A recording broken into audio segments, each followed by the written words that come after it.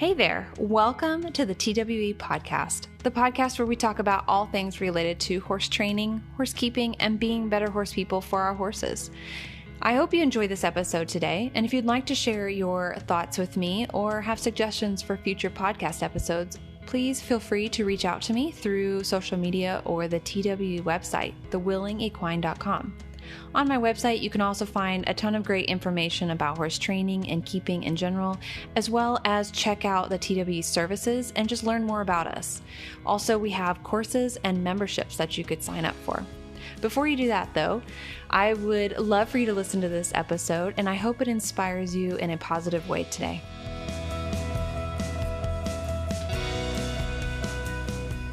Hey guys, welcome back to another TWE podcast episode. Today I have a very special guest, Brie Simpson. Brie Simpson is the founder and owner of Path Equestrian in Ontario, Canada. She is studying to be a certified horse behavioral consultant through the IAABC and has been training and working with horses for over 14 years.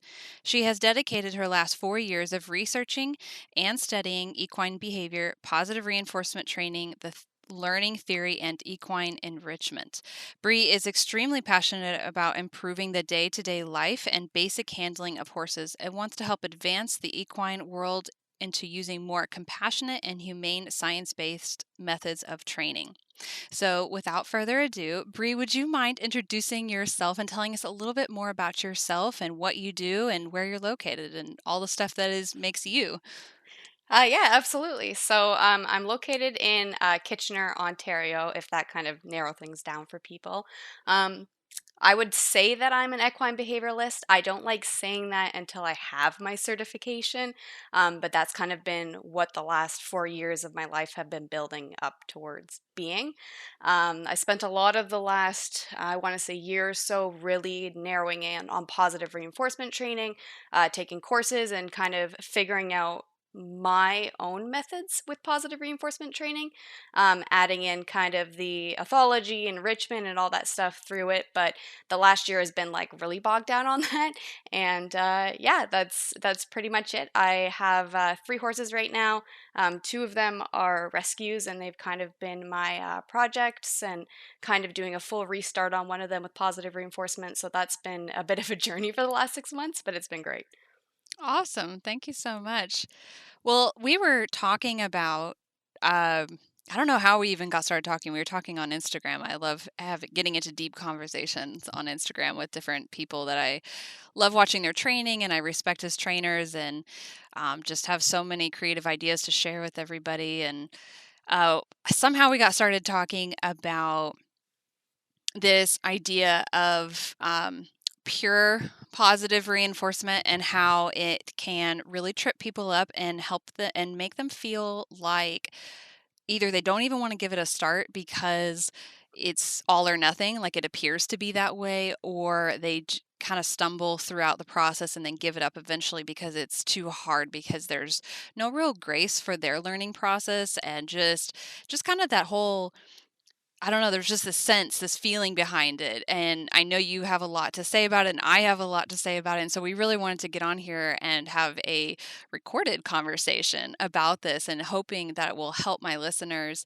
and people are here to listen for Brie to kind of get an idea of a way that we can get into training with positive reinforcement without getting, feeling that paralysis, like that we can't do it all or nothing. And then just talking more about that process and how we help our students through it and clients, and even honestly the horses too. But yeah, so that's kind of where we got started. And so we wanted to talk more about that today and really dive into it. So Bree, is that kind of your interpretation too of how we got started with that conversation? And Yeah, I would say that's kind of just been a topic of conversation to me for the last few months, actually. I've run into a few clients who have had that R positive paralysis and have had the kind of feeling of inadequacy to move forward, which I think is a big thing for a lot of us, especially those of us who have come from another form of training. So I do have fortunate to have clients that are straight R positive from the start, like they have not had any natural horsemanship background or traditional horsemanship background, but most of the time that's not the case. Yeah, same for me as well. I mean, for myself, I come from a traditional background for way longer than I've been doing what I'm doing now. And most of my clientele and my students also are coming from that background. So they have an extensive learning history with how to apply what is essentially negative reinforcement, but sometimes also positive punishment in their training of their horses. And so it's like this autopilot, it's this thing that they know. It's become like a subconscious, like this is just what we do. So it's easy for them.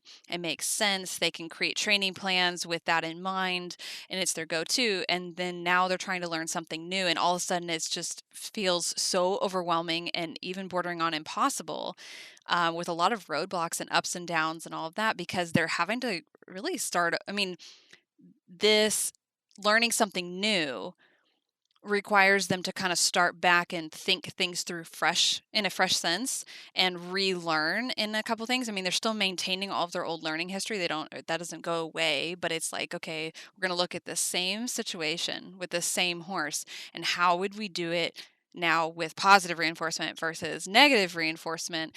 And it can just seem like such a daunting thing, and I can definitely see, and I know for myself this has happened too, where it's just like this, it feels like a wall that you're trying to climb and you don't know how to get up over it and you don't have the skills to get up over it. And then so it's very possible that you could give up at that point or just kind of claim that it doesn't, you know, some people say then it doesn't work, or um just kind of, like it just feels like this such a daunting thing. And so I have been exploring this area, I should say, like this. I don't really want to call it a problem or anything because it's just kind of what it is. And it's just a new opportunity to learn for myself as an instructor and as a coach how to help people work around this or through it. I've been exploring it for a while now because I see it over and over again where people are so passionate and they so much want to learn how to train with positive reinforcement. They see it, they understand the science, all of that, but like how do we get out there and actually do it? And then how do we take into consideration like all of our past training and also what we still need to be able to do with our horses? We still need to be able to take care of them. We still need to be able to get them exercise, like all this stuff, and just help them through that in a little bit less painful way and make it fun and positive for everybody. And it sounds like you're in the similar boat with your clients and helping them through that and just hearing feedback from them too. Yeah, absolutely. It's something that I also went through too. A lot of traditional horse training, so I can empathize with that, and I understand that process. Like I was very lucky, and I kind of dipped my toe in, and my transition was very gradual. So as I was learning, I was kind of moving that direction. A lot of people kind of just get all that information and they just need to change everything at once, and they go from having a complete training history with their horse and a complete like experience for them and all these habits and behaviors, and then they essentially learn all this information, and it's so overwhelming. It is very overwhelming.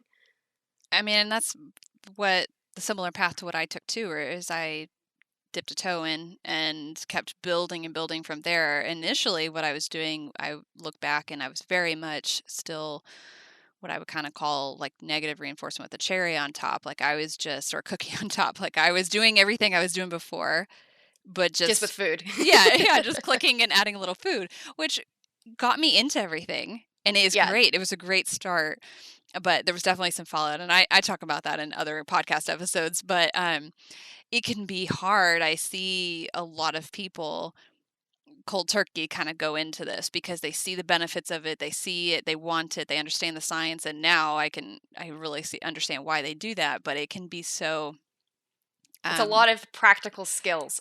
yes, it's a lot. And uh and we have to think about with our horses, they have this learning history too, right? Of, these years and years of negative reinforcement trained and maintained behaviors and cues and all of that. And now all of a sudden we're like, okay, we're going to do it with positive reinforcement, and we're not going to apply pressure anymore, and we're not going to, adversive pressure, and we're not going to force you to do anything. It's all consent, all of that stuff. And the horse is like, okay, well, this is different. And now our cues are different, and the reinforcement that's maintaining the behavior is different. And so everything kind of falls apart. And then all of a sudden it feels like you just ruined everything. You ruined your horse. You can't do anything anymore. What am I going to do? I don't have the skill set now to be able to get to where I want to go and take care of my horse. And my horse doesn't know what we're doing. And it's just it can become quite stressful. Um, yes. So that Yeah. pretty much just sums up that. Yeah, that's exactly it. Is it's you have this, it's almost like you have this knowledge, but your body doesn't know how to do it yet. Yeah. And your horse is just completely unsure because their whole history is pressure. And then all of a sudden we decide one day, hey, we're not doing pressure anymore. And they don't really get that memo for a bit. It takes a while for them to kind of get on board with it and understand it too. And then it's kind of just an experience for both the person and the horse to figure out how they're supposed to work together now. Yeah, 100%. And this is really, we started off with that conversation, and this is really what started leading us into discussing more of like, um, well, setting our learners, our human learners, up for success with the horses, but also talking about applying the concept of LIMA, so least intrusive, minimally aversive approach. To training with horses, but also applying this to humans, our human learners. And I'm curious to hear more about what you think about that and how you would go about applying that with your human learners to help them um, make this transition in a minimally aversive way, right? Where they're not hitting that roadblock and feeling overwhelmed. And Yeah. So, on concept with Lima, I kind of always start with environment. So, even when I'm doing behavior modification or I'm training, I'm kind of looking at environment to start first anyway. And I always think that that's a good place to start with the humans and the horses is making small environmental changes that aren't super overwhelming for the human or the horse, but enough that you can start seeing already positive changes. And this is kind of why I like enrichment, because enrichment can kind of be that building block, and that first step of the antecedent arrangement is building up a species appropriate lifestyle and letting the human be more involved in setting up the horse's environment. that makes sense. And Yeah, then go ahead. sorry, and yeah, and just kind of from there, the biggest thing is, I think, building up lesson plans and breaking things down, starting with a goal. Like, let's say your goal is to ride with positive reinforcement. There are a lot of steps involved in that. And so Yes. you kind of got to break everything down by approximations, just like you would with training. But in this sense, you kind of need to look at what skill sets you have. Because as of right now at the start, if we're assuming someone's coming from a natural or traditional horsemanship background, their skill set is not quite there enough to say, I can start riding my horse with our positive. hmm So it's about kind of starting with a lot of baby steps, but also making sure that you essentially, with positive reinforcement, reinforce yourself for all the small steps. All those hmm small steps are so important, and you need to take a moment to kind of reward yourself with them instead of looking at that big possible picture of, I want to ride this way. Maybe I'm going to look at the small picture of my horse touching a target and feel good about that. hmm Applying a positive reinforcement to ourselves. Yeah. We tend to be very hard on ourselves and apply a lot of negative reinforcement to ourselves, or even punishment towards ourselves. We didn't do that right. We didn't do this right. And oh, it doesn't look like this, social media influencer that I saw, or it doesn't look like that horse, and all of that. And we punish ourselves And for, it's very easy to compare yourself to a very short 10-minute clip on Instagram. yes. And also to their what's potentially their finished product, or getting closer to there, or somebody who's been doing this for a whole lot longer. And so it'd be unrealistic to expect yourself, potentially a beginner in doing this, to, achieve those same goals in that same time frame, or for it to look the same or whatever. Because I guarantee you, all of the professionals, all of the influencers that you're looking up to that have been doing this for a while, they did not start off looking that way. Like, it didn't look that way when they first started. It was messy. It had all kinds of, stuff in there that wasn't supposed to be there. They had stressed horses, whatever, you know what I mean? And we tend to look at the finished product and being like, well, shoot, I didn't look like that today, so therefore am a junk trainer. Yeah, And just and it's so easy to beat yourself up too. Like you're gonna look at someone else and their quick minute video and their years of professionalism in this sector, and then you're like, okay, well, my behavior doesn't look like that. Maybe there's latency, maybe there's a little bit of frustration, and instead of taking the moment to be like, yeah, I got this started, we're looking at that finished behavior and going, why doesn't mine look like that? yeah. Well, I mean, even okay, so I'll put myself in the because I put myself out on social media and I share clips of training and stuff. And so I can put myself in the professional category or the social media influencer category, whatever. And I have short little clips of finished products. And I try and show like the ongoing progress stuff too. But just due to time limits and the fact that I can't explain everything in a short caption, I'm limited. Um, and also I share a lot of content in, my academy and for my students and stuff. But even like some of the stuff that, um, that process going up to those finished clips, like the before and after, or even within the same training session, or even those exact training sessions, I will take them and then put them up for my students, and I will talk about we have a thing that we do where we talk about the one thing that we like that we did, and the one thing, I mean the human trainer, and the one thing we liked that the horse did, and then the one thing we want to try next time. And so that keeps us trying, focusing on the positives with a productive, simple and non-overwhelming task to work on the next time. And obviously I can analyze the training session way more than that. I watch most of like some of my training sessions like 12 times in a row. Yeah. and and I'm piecing them apart and I'm like, "Oh shoot, I didn't watch for that start button quite as well as I wanted to that time or whatever." But anyway, I take even what looks like finished products and analyze them and work on it, and I see lots of gaps and lots of holes and errors and all of that. So yes, you guys, anybody's watching my stuff can be like, "Oh, I want to, do that. It was so perfect, whatever." But even for myself, from my own perspective, I'm like, "Ugh, that's just not there." So I think we're all, no matter where we are in our stage, in our learning stage, as a trainer and all that, we tend to do that. We tend to be negative, have a negativity bias, and just really pull ourselves apart and look at all the negative stuff and forget to look at the stuff that we did well. And the fact that we even started trying something new, I mean, that is such a huge leap forward that takes, so much, just takes a lot of courage to do. And I think we forget to reinforce ourselves for that and just be like, girl, you're doing this.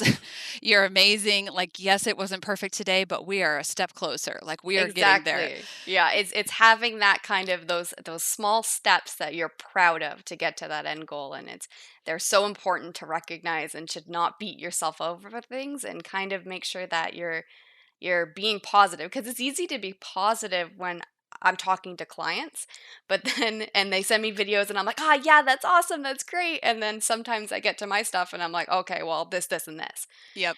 And it's so important that we don't do that to ourselves, especially while we're learning, because it can just kind of paralyze you, right? It's so paralyzing to look at a behavior and see all the things wrong with it and not seeing where it's going and not seeing any good things, and then you kind of just shut down essentially.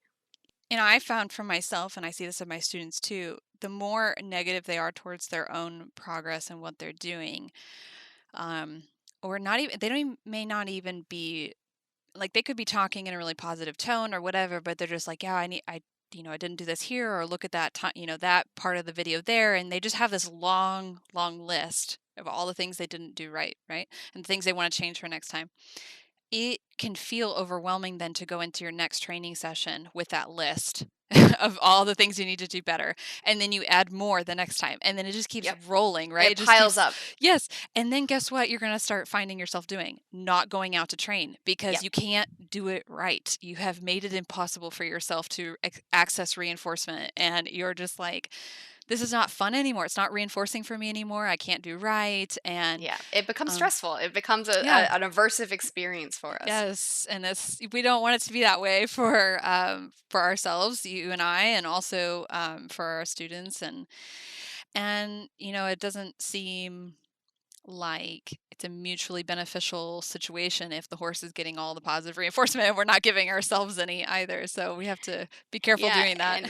and we have to be careful because when we're even if we're trying to be super positive with our horses and we're coming into a training session with negative feelings towards ourselves, it does show up in our training. It shows up in all of our work. Those kind of emotions, they do play a part in training too. So if you're going into your training session and you're thinking about all the negatives, your horse is going to kind of feel that. It's a different uh I guess it's a different atmosphere when you're coming into it and you're being positive and you're excited versus going into it with this stressed out, I need to get this behavior perfect.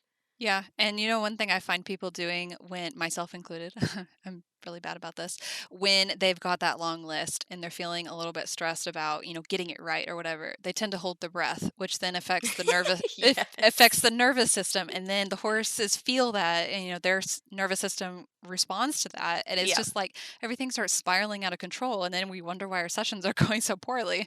Yeah. Um, but I love this because this applies to Lima because when I think of setting up the environment for success and also setting up the environment for our well, Lima for horses, yes, but also Lima for people.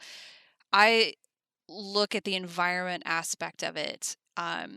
It kind of dovetails off of what you were saying, which is trying to set the person, the human, up for success through an environmental arrangement. So if I walk into a training session with somebody and maybe it's my first consult or whatever, and we talk for a long time, and then I slap them with this huge list of all the things they need to change, and give them all these behaviors to do that they have no idea how to do, like all these things, and then also I say, okay, now walk out into the field and do this with your horse. Like I'm just not setting, well, I'm not setting anybody up for success, but particularly Exactly. particularly the human.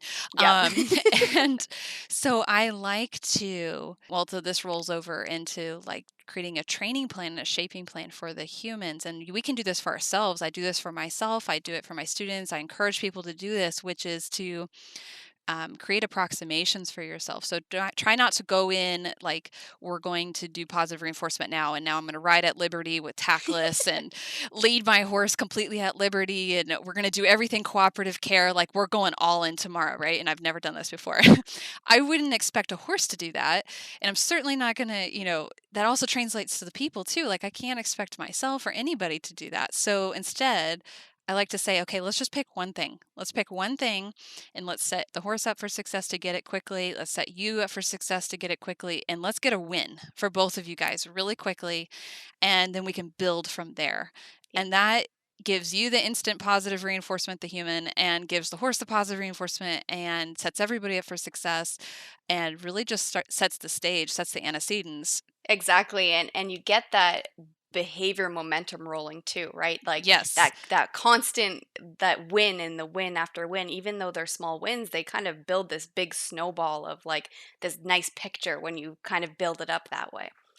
And it becomes addicting, to be honest. I can't tell you. Yeah, absolutely. I can't tell you how many people I come into like working with me or anybody, and I hear them like even on some just comments I get on social media and stuff. They're like, "Yeah, I was just gonna like teach my horse to self halter or pick up its feet or just something, right? It was real small. They just wanted to do one thing. It was a problem behavior that they were having, and they just wanted to fix that one. And within a couple of months to a year, they're like all in. They're like, I can't stop. This is amazing. And it's so much fun. It is. It's addicting, and it's kind of like going back to the approximations. It's about those small approximation, those small slivers. So even in our training, if we start with something that's really really small, with the intention in our training plan that we can have all these tiny steps afterwards, and then reward yourself for all those tiny steps. And then you'll find in your training sessions that you end up with 6 or 7 wins, and there's no disappointment that way. If you're making the small kind of steps to roll into the bigger picture, you kind of set yourself up for not failing in that way. Yeah, 100%. Which then very much leads us into another topic we wanted to cover, which was, you know, because of this process that I tend to encourage, and it sounds like you do too, where we're like, we're going to start off somewhere where we can all be successful and then keep building. This means in a lot of cases, especially horses that are at boarding facilities or handled by other people or have to still be, have their feet trimmed or anything else, right? Just they still have these other behaviors that need to be performed, but they are not now happening with positive reinforcement. We have to then make this decision. Do we maintain them with negative reinforcement? Is that okay? Like, and a lot of people get into a moral kind of, they just feel, some people get conflicted about that, right? Just maintaining and continuing to use negative reinforcement over here, while on the other side, they're like, okay, with this stuff, we're going to use positive reinforcement. What are your thoughts on that? So I think the big thing at the start is I tell people to keep them separate. So it kind of makes things easier when you separate your sessions with positive reinforcement for a certain session and negative reinforcement for a session, but also for behaviors. I think that you kind of want to pick and start choosing behaviors that you want to train with positive reinforcement and then build from there, so you're not like making this whole big picture, all of it has to be positive reinforcement. You can kind of go, okay, like I want to build into X, Y, and Z being done with positive reinforcement, but right now I'm going to focus on X, isolate that, work on it, and then go from there. Yeah, and that's basically the same advice I give, especially as of more recently, meaning the last year or two, because I started noticing the temptation, and I understand it, to go just all in all at once, but not having that established skill set like we've talked about. And then running into problems like, okay, now my horse is gaining weight really fastly because we're no longer riding. Exercising or Yeah. doing movement, yeah. Because what happens is, and I see this happens over and over again, the horse goes, oh, I have a choice. I don't have to do these things. And also, I have no known learning history of how to respond to like following the target at a trot over jumps and all of that. Like they just don't know how to do that yet, right? And get that exercise that way. And so now we start seeing some potential. Uh, if we're looking at the horse's overall well-being, this could be a considerable problem, especially if you've got like a metabolic horse, or let's say all of a sudden they don't want to have their feet trimmed anymore, and you just like all these things, and they need to have their feet trimmed, within a certain amount of time, or it's just Yeah. considered an issue. um, so it to me, and the advice that I give to people, unless you're dealing with a severe trauma case or like a truly feral horse or a horse that really doesn't have that long learning history anyways, um, it is beneficial, like you said, to start off with isolating things. And okay, so like you can keep riding, doing your lessons, or leading your horse to and from the barn, or maintaining a lunging or round penning behavior over here. But then we have set times where we put on our treat pouch, we go to the pasture, and we work on, training, free shaping the back up, or putting on the halter, or picking, or I don't know, something else like following the target, something that is unique, something they've really not done before, so there's no real history there, and has a unique um, context. So Yeah, the purpose. yeah, yeah. So the cues, everything is different. So the setup is different. What you're doing is different. There's no real tack on and equipment. We're just kind of setting a fresh stage, and it's just a different stage than anything else they've ever done, and that can be so beneficial. And then as you develop your skill set, you start to expand what might happen is Okay, so hey, I've got my horse doing, what I might consider the foundation behavior. So it's like 5 different behaviors, and great, they're doing fine there. But now I'm noticing that I would really like to retrain my horses taking oral medication. He's just not great about taking his dewormer. Okay, fine. Let's take that one on. Let's add that behavior to our list that we're training with positive reinforcement. Let's get that going. Let's get that reinforcement history, all of that for everybody. And then when that's feeling really good, let's add another one in. And before you know it, you can replace all of your previous training if you want. You don't have to, but if you want, with your new skill set and your horse's new skill set. But You need building blocks first. yes, for sure. Yeah, and I think going back to environment, what I kind of recommend is, as you said, in the field. So sometimes what I'll do is if clients have like two arenas or an arena and a round pen, I'll recommend kind of keeping one of those to be for our positive training because sometimes people can't train in their fields. So I Hmm. kind of try to say this is our positive environment. The treat pouch is present. I personally use a neck rope for my horses so they know when it's time to receive food. So that they understand that while they're wearing this neck rope, we're working on our positive behaviors and you can receive food and we can work on consent with this and you have the ability to say no in this sense. But when they're not wearing that neck rope or they're not in that environment, some things still need to stand, like medical treatment. So my horses all work in the neck rope most of the time now, but when the farrier's there, sometimes the neck rope's not present because I'm not giving them the chance to say no if it's an absolutely needed kind of behavior, right? I have a rescue who we're working mostly on consent and he is saying yes and we're doing his feet and he's doing great, but with the farrier, he says no. And so we try to do our best to respect his no's, but there's a point where sometimes we have to remove the consent and say this needs to happen for your own health and your own benefit, but we'll go back to the consent and build on it later. Yeah, that makes a lot of sense. And for me, I think I don't like 99.99% of the time I'm operating with consent and all that, even during farrier work with my personal horses, I should say. Um, the only time there has been a few times where, like, if we're like we travel to a vet clinic or something's going on or whatever, it's usually when the lead rope's on. They have a limited amount of space that they can move away from me, and I established all the lead rope cues with positive reinforcement. We did all that, but there is still this um a end of the lead rope. There's like an end of the line, right? They can't Yeah, yeah, completely. yeah, and it's unfortunate when you have to take away consent, and I'm with you. Most of my stuff is on consent, 99%, but there's some times where these moments where you have to take it away, and it's kind of like we've built up these behaviors and we've gotten them used to leading and being handled with our positive cues with the halter, but it goes back to the fact that there are some moments where it's important that not that they don't have a voice, it's just important that we might know what's better for them in that situation, if that makes sense. No, for sure. And what I like to tell people is, so even in those situations, like let's say my horse is getting a blood draw or something like that, like they really can't walk away. It's kind of important that they stay in the location, or even their farrier or whatever. So let's say they have their lead rope on. There is an end of the line. They can't go they can't like leave. Or if I'm traveling to a vet clinic, right? My horse can't be at liberty at a vet clinic. This is not safe.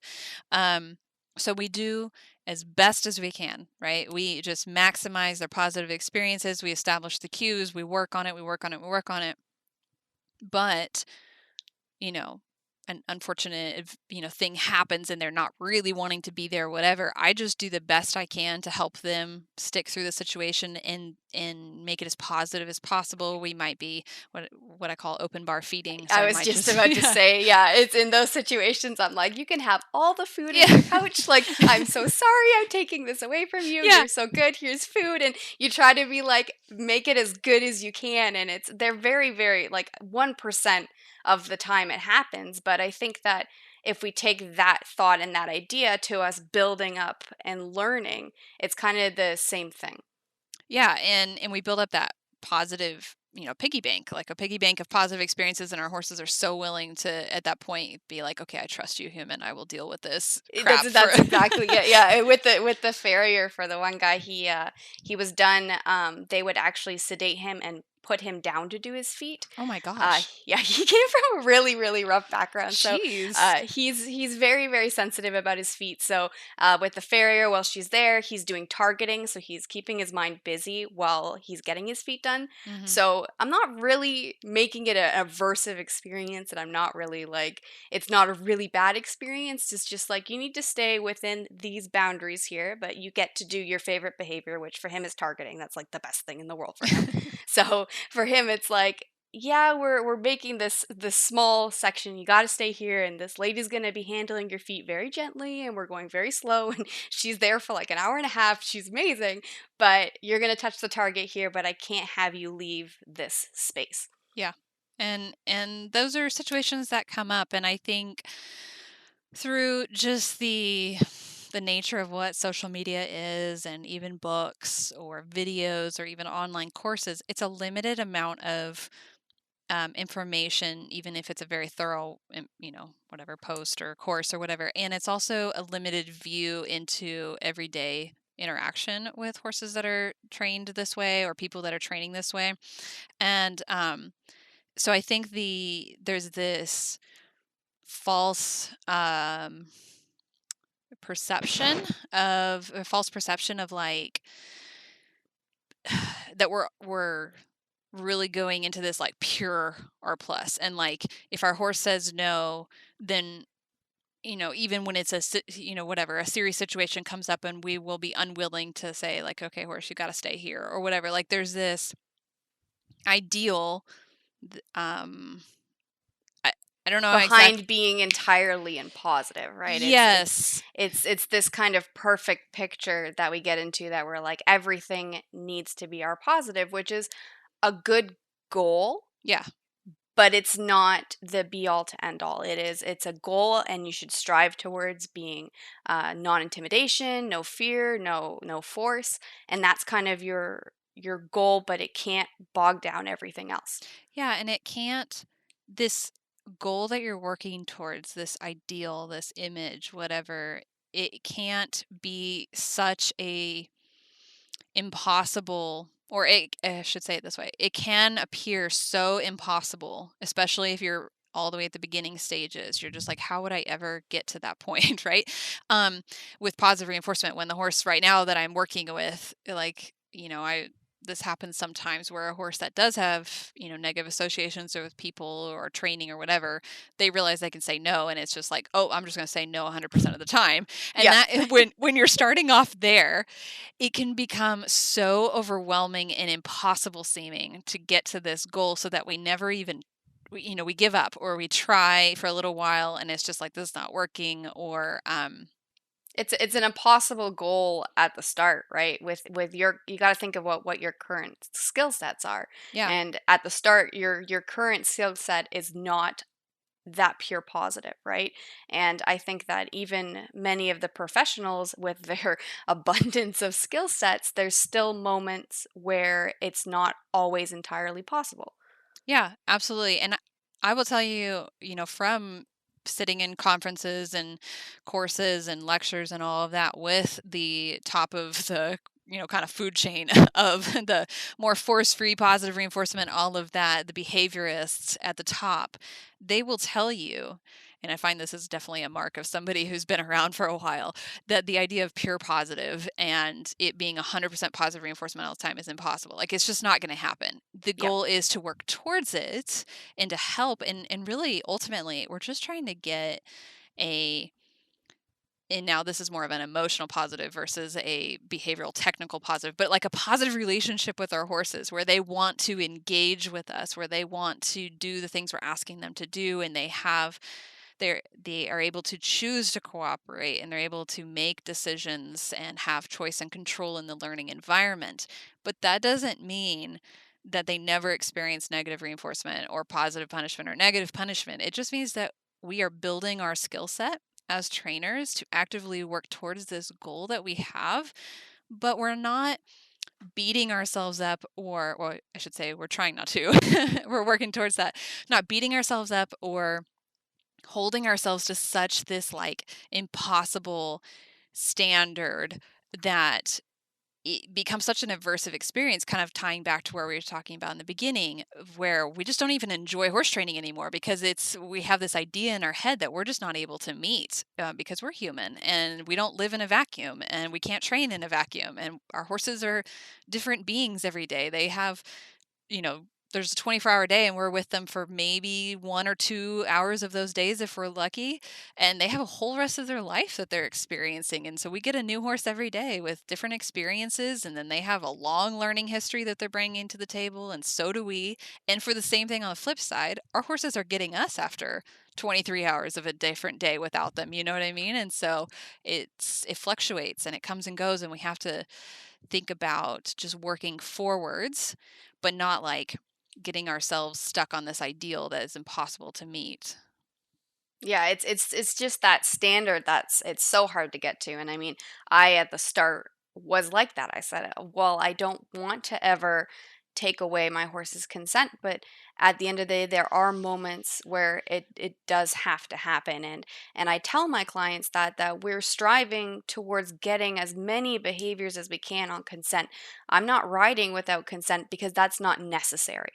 Riding and under saddle stuff, some of that stuff isn't mandatory. So it's not like I need to rush into doing that and take away consent for that activity because it's not a rush Well, to get into that, if that makes sense. it's not directly impacting their welfare, and Yes, it is yes, not something that is an emergency. Like, it doesn't directly impact our welfare either. So, yes. like, there unless you're living in an area where your family's like food or living or whatever, or your horses even, their ability to live and survive is based off of their working right this second and doing it and all that, it is mostly a recreational activity. Yes, that's exactly it. Is it's not to force it for recreational, but there are moments where welfare's at stake. Even our Yes. welfare's at stake, right? If a horse is running in the field and it's not your horse at you and it's coming at you, you're gonna wave your hands up, right? Like Yeah. it's and don't beat yourself up for that. Like I had a client who was upset because a horse that wasn't hers in the field kind of chased after the horse she was with and it moved into her space, and she kind of just made a bit of a noise and waved her hands up to remind the horse that it was there, and she said, I feel so guilty about it. And it's but her welfare was at stake, right? At that moment, her safety was at stake. She's not choosing to be aversive and choosing to do something negative or punishment based to the horse. It's just that's what you have to do in that situation. Yeah, I call this damage control. So, Yeah. for actually, I had a situation just a couple weeks ago where I mistakenly, it was a really bad decision on my part, but I put myself between, well, there was a horse in the middle, a fence on her right side, and I was on her left side, and she had a known tendency to, when she got worried, to lash out. So she gets Yep. like a fear aggression kind of situation. And, I was actually trying to end the session and finish up and, like, put food into her bucket and leave, but just the way it was all set up, it was just not ideal. So it wasn't a good setup. And I put myself in that situation. Dogs came running up behind her, startled her, and she turned and lashed out at me. Well, I had nothing between her and I, and she's 1,000 pounds, and so I defended myself. I mean, like, I'm here. Like, you can't come into me, and I raised up my hands Yes. and I said, "Get away from me." I paid for it a little bit later, meaning she was a little bit worried about me after that, but we quickly recovered. Like, I worked on creating positive associations again or whatever. That was not an ideal situation, but it happened. It And was it does, and you can try to set up the environment the best you can, but there are room for mistakes, especially when you're learning.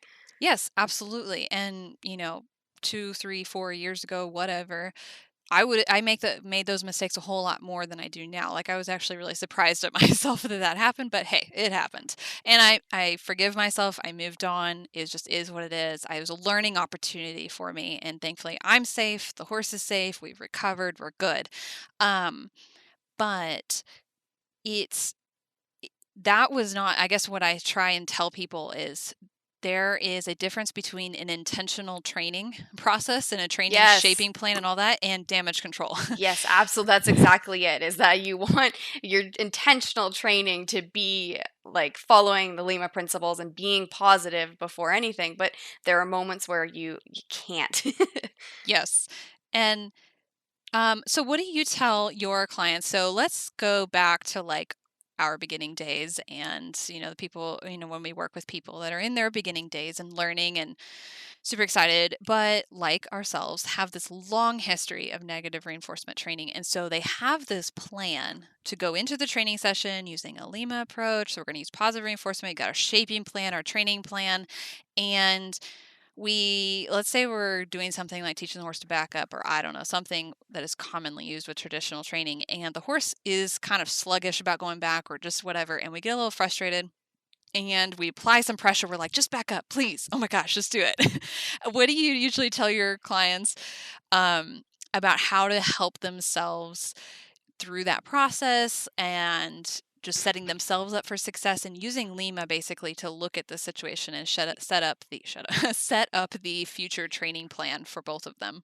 Yeah, and that's actually a really big one, and it's kind of a common thing. And so what I like to tell people is anytime you go past positive reinforcement, look back and kind of figure out why. Because there's always kind of, if you're going in and you're aiming to do positive reinforcement, and then there's a point where you've had to go past it, there's normally more to it, and that means that maybe you didn't break things down enough, or maybe you just were building up on frustrations and not kind of reading the horse's body language, I guess. And that happens. We have like for me 14 years of traditional experience essentially, and working with horses with pressure and release, and we got to kind of forgive ourselves, but also take it as information. This is information. I had to go past positive reinforcement. Maybe I'm going to give my horse a break, give them something enriching to do,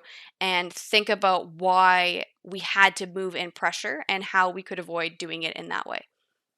And I would say in that situation, it wasn't so much I had to, but we just chose to, or even if we didn't intentionally choose to, we just kind of, It's a reaction yeah, almost. we're moving into reaction zone versus like an intentional, um, conscious processing, right? So we had like an intentional plan going in, and then emotions started to build up, probably, or we got distracted or something, or we lost track of our plan, or we hit the end of the extent of our training plan and we didn't know what else to do, and so we went into more of a reactive mode. um, and that's when we tend to autopilot what we're doing, so we kind of pull back into our history and say, let's do that. Not even intentionally, we just do it. Yeah, And it's unnecessary. Like it's a what's the word? It's involuntary. It's kind yes. of you're not thinking about it, and it's involuntary, and then you kind of are like, oh no, why did I do that? Yes. And I like to, like you said, say, okay, that was information. So what happened that took us there? What did the horse do? What did we do? And sometimes what took us there happened or started happening long before we ever got our horses out. So you had a bad day, you're stressed, you're frustrated. Maybe you have barn people that are kind of judging you off in the distance, whatever, and your horse isn't doing the thing that you wanted them to do to kind of show them, hey, this Yep. is working. This actually happened to me the other day where I had a client say, oh, this person's coming up, show off a little bit. And I was like, and immediately my brain went, I am not doing that, because as soon as I start to do stuff like that, everything falls apart and it turns into Everything goes out the window. Your training plan is gone, and then your horse and you are just like, what do we do?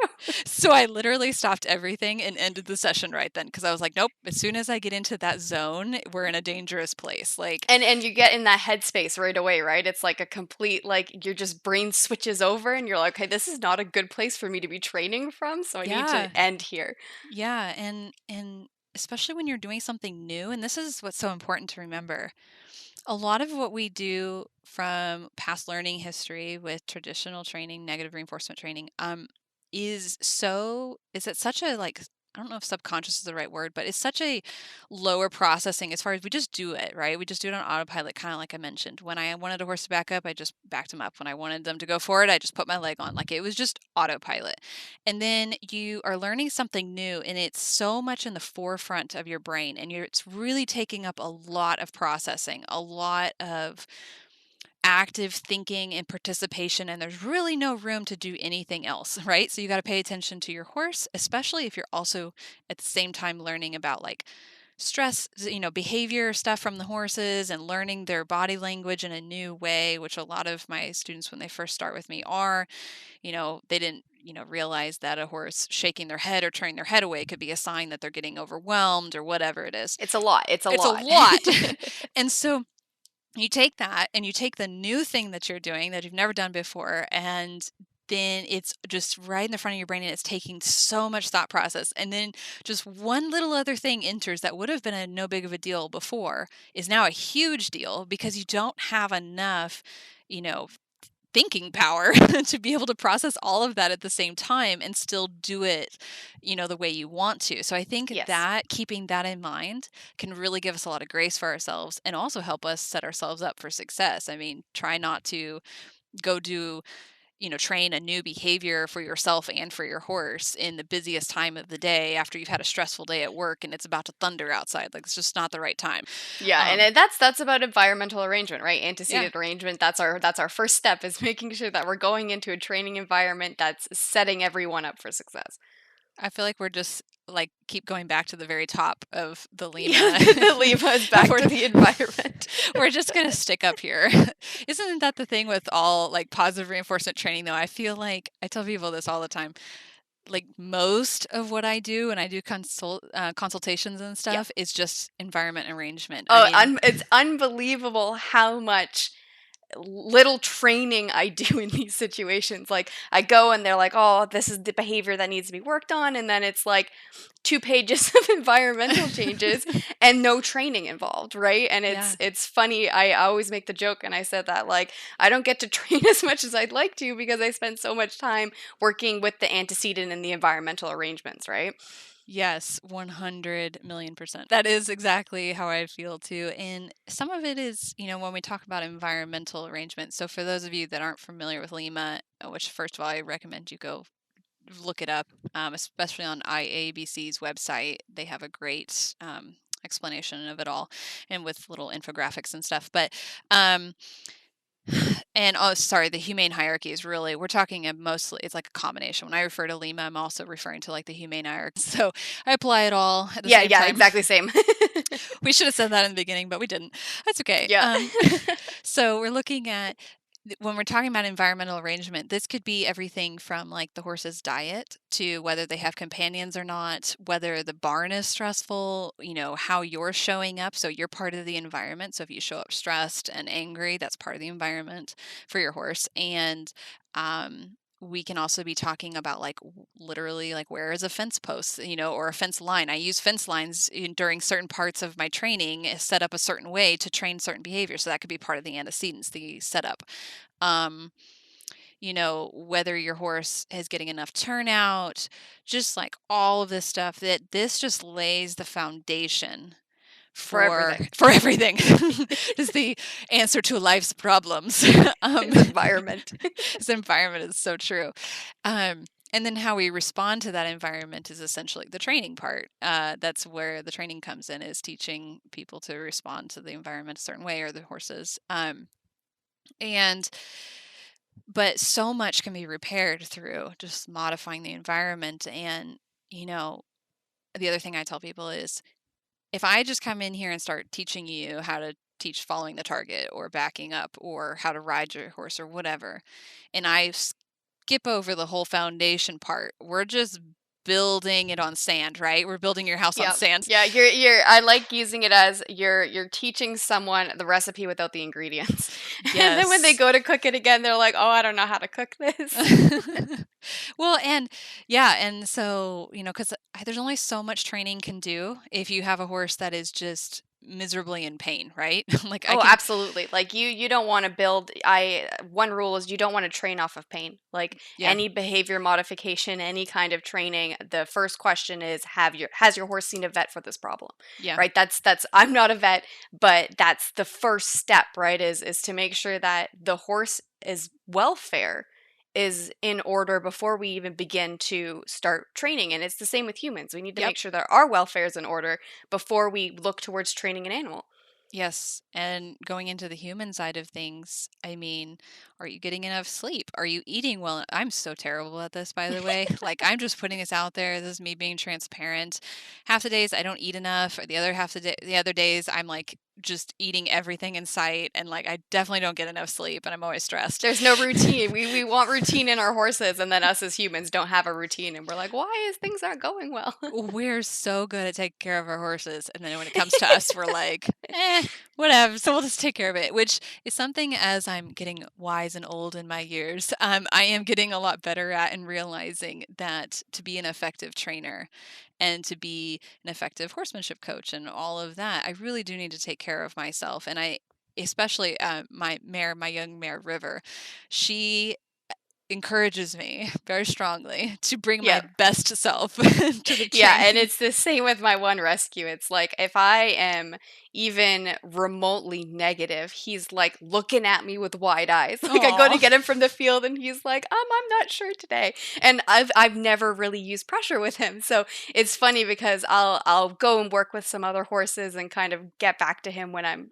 more in the zone, right? And some horses are so transparent with that stuff and they're like, okay, no, something's up, and you can see it in them reflecting yes. yourself.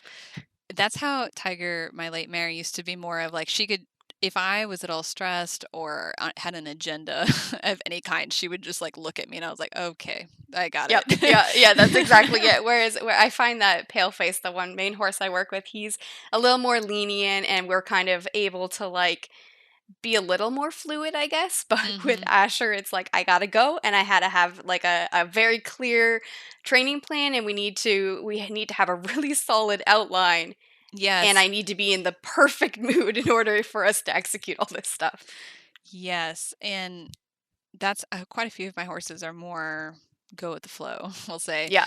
River, on the other hand, is more like she doesn't get nervous or wide-eyed or anything, but she definitely she if I come in with any kind of agenda or I want to show off something to somebody or my training plan isn't in place or whatever, she definitely points that out to me. She's like, "Excuse me, this is not." And she does that by she'll give me these looks Yep. or she'll kind Yeah, of and or that's the she'll wide eye look I'm yeah. talking about. It's not really like fear, it's more like looking at me like, "You're not quite what you're normally like. Why don't you go back to that normal, please?" She gives me this squinty eye look and she's Yep, just yeah. like, "Excuse me," and then she'll usually walk off. See, she is a fully autonomous horse as far as like Yeah, she's like, yeah. "I'm not dealing with you today. Goodbye." Yeah, and that's the same with Asher. He has full consent, and he like I won't even put his halter on without his consent. We do all that, and so sometimes he'll be like, "Something's not quite right here," and I'm like, "Oh man, that's me." Well, for everybody listening that's now wondering whether or not this is a good way to train horses, it is most of the time it's not like that. Like I usually am really good about coming into the training session with a plan and a plan is different than an agenda. Agenda is like, okay, I'm going to show, do this. Like I have a goal that I must reach versus a training plan is like, we're just going to keep moving forward and we've got an idea of that process going forward. And I've broken down the approximations and I meet her where she's at that day. So when I go in like that and I'm intentional with my actions and how my energy for that day and all of that, then it is just the most fluid, gorgeous, It's like magical. it's It's seriously magic. magical. It's It's when it's all right and it has that perfect picture. It's like it's win after win, and you're connected and you're communicating and you're having this whole conversation with your horse, and that's worth it to me.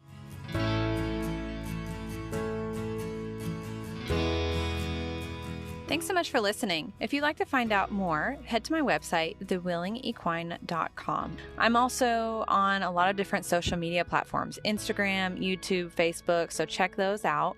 and I'd love to hear from you, so don't hesitate to email or send me a message.